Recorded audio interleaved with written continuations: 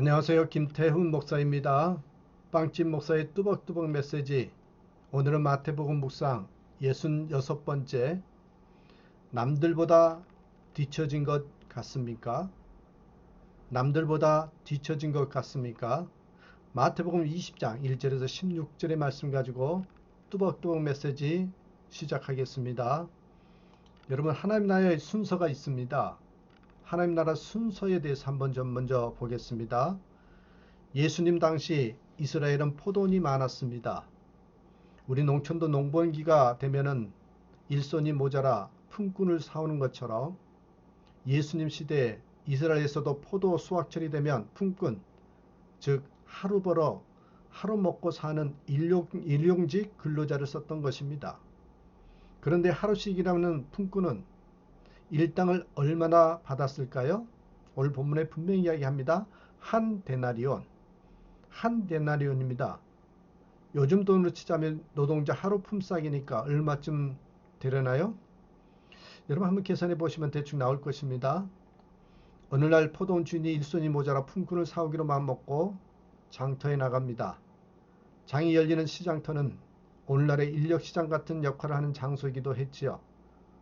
처음 장터에 나가 일자리를 구하는 품꾼들을 사온 시간이 일절에 보니까 이른 아침, 우리나라 시간으로 대략 오전 6시쯤 됩니다. 그런데 또 일손이 모자랐는지 제3시에 품꾼을 더 데리러 옵니다. 제3시란 유대식의 시간으로는 지금 우리가 쓰는 시간으로 바꾸려면 6시간을 더하면 되거든요. 그러니까 3시니까 9시지요. 이렇게 주인은 이른 아침, 제3시, 제6시, 제9시, 제11시 총 5차례 품꾼을 데려다 해가 저물 때까지, 다시 말해 오후 6시경까지 일을 시킵니다. 자, 여러분의 이해를 돕기 위해서 옆에다가 도표를 하나 써놨어요. 자, 보세요. 1차는 오후 6시에서 저녁 6시, 그러니까 12시간. 2차는 오전 9시에서 저녁 6시, 9시간이죠. 3차는 낮 12시에서 저녁 6시, 6시간. 그리고 4차는 오후 3시에서 저녁 6시, 3시간입니다. 그리고 마지막 5차는요. 오후 5시에 와서 저녁 6시, 1시간밖에 일을 안 했습니다. 이제 주인 오후 6시쯤 되어 오늘 일한 일용직 근로자들에게 품삯을 계산해 줍니다. 그렇다면 앞선 도표에서 살펴본 것처럼 이렇게 5그룹이 각자 일한 시간이 다른데 주인은 품삯을 어떻게 계산해 줘야 할까요? 당연히 먼저 와서 일을 많이 한 사람을 더 주고 나중에 와서 일을 덜 한 사람을 적게 주어야 합니다. 여러분, 상식적으로나 근로기준법으로나 당연하지요. 그런데 이상하게도 주인은 그렇게 안 합니다. 주인이 청지기를 시켜서 품삯을 주면서 맨 나중에 온 사람부터 시작해서 맨 먼저 온 사람까지 역순으로 주었는데, 자 보세요. 맨 마지막에 와서 일한 사람 몇 시간 일했다고요? 예, 겨우 1시간입니다.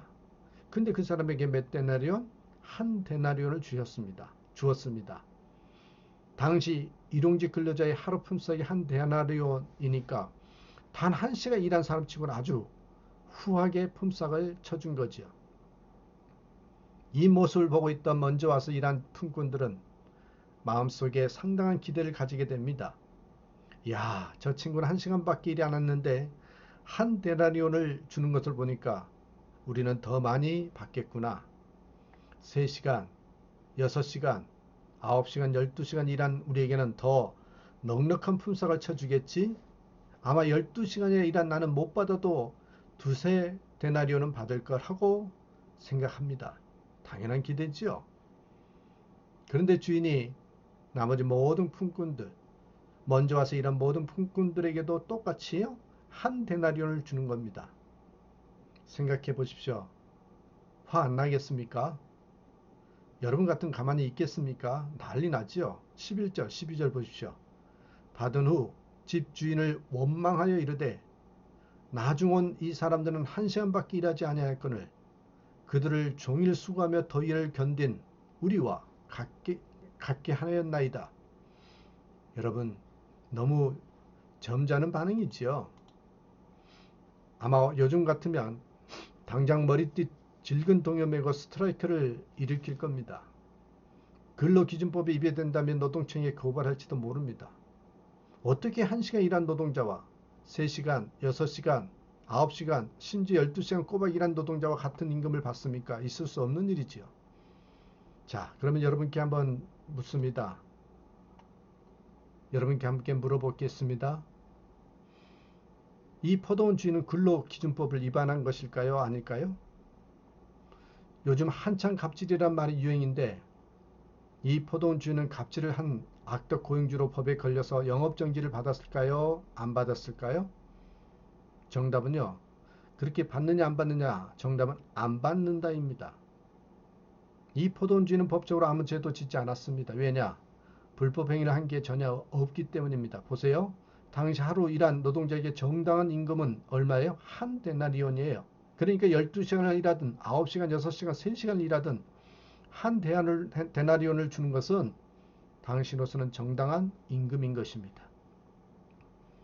요즘 같으면 시간당 계산하니까 달라야 하겠지만 당신은 아무 문제 없었던 것입니다. 그렇다면 왜 1시간밖에 일 안 한 품꾼한테도 똑같이 한 데나리온을 주었느냐? 그건 더 많이 준 거니까 아무 문제도 안 된다는 겁니다. 임금 넉넉하게 더 준다고 법에 걸리는 것도 아니잖아요. 오늘 13절에 보세요. 13절에 포도원 주인이 한 말이 나와요. 그 주인이 그 중에 한 사람에게 대답하여 이르되 친구여 내가 내게 잘못한 것이 없노라. 내가 나와 한 데나리온의 약속을 하지 아니하였느냐. 주인이 이렇게 나는 잘못한 게 없다고 하는 이유가 뭘까요? 주인은 분명히 사람들을 데려올 때 미리 계약을 했습니다. 오늘 하루 일한 대가로 한 데나리온씩 주기로 말입니다. 그러니 나는 당신과의 약속 그대로 지키지 않았느냐? 맨 뒤에 온 사람에게 더 후하게 준 것이지 당신들에게 야박하게 한 것이 아니다. 이런 뜻입니다. 먼저 온 사람들에게는 약속한 그대로 주었고 다만 나중에 온 사람들에게 더 후하게 많이 준 것이므로 이 사람은 악한 주인이 아니라 오히려 선하고 인심이 후한 주인입니다. 어디 그뿐입니까? 주인은 장터에서 아무도 품꾼으로 써주지 않아 그냥 놀고 서 있는 사람들을 데리고 와서 일을 시키고 품삯을 준 것입니다. 자칫 일감이 없어 하루를 공치고 빈손으로 돌아가야 했던 사람들에게 일할 기회를 주고 정당한 임금인 한 데나리온을 정확하게 쳐준 주인이 좋은 사람이지 어떻게 악한 사람이며 악덕 고용주이겠습니까? 그래서 여러분 14절 15절에 뭐라 그래요? 14절 보면 14절 15절에 내 것이나 가지고 가라. 나중 온 이 사람에게 너와 같이 주는 것이 내 뜻이니라. 내 것을 가지고 내 뜻대로 할 것이 아니냐? 내가 선함으로 내가 악하게 보느냐? 여러분 말하자면 무슨 소리냐? 내 돈 가지고 내가 더 주겠다는데 왜 시비냐는 겁니다.